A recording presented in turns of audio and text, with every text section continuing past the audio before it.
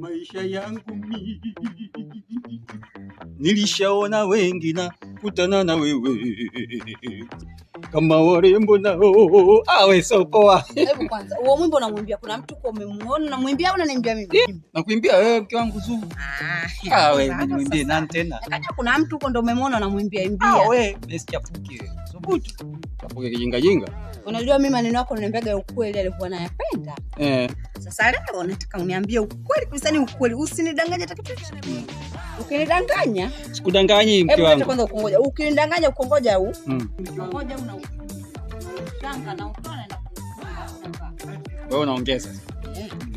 Mimi nataka uniambie ilikuwa kuaje ile sehemu mpaka ikaitwa Mwananyamala? Okay, thank you. Thank you. Kweli hapo? Ndio maana nikasema thank you. Ilikuwa mwaka 1960. We.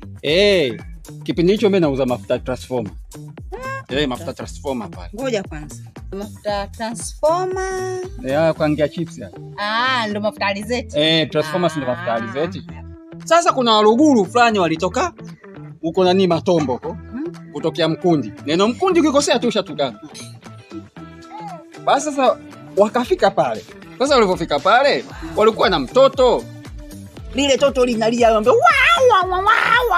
litapiga mikelele toto hilo kama nyau kama lukuepo kama nyau. Sasa yule mke akamwambia mmewe, "Mume wangu, mchukue mtoto mbembeleze." Mume akamchukua yule mtoto ndo akaanza kumbembeleza. "Wewe Mwananyamala." Ndio mpaka leo Mwananyamala. Wajua Mwananyamala maana yake ni mwana nyamaza kwa Kiluguru.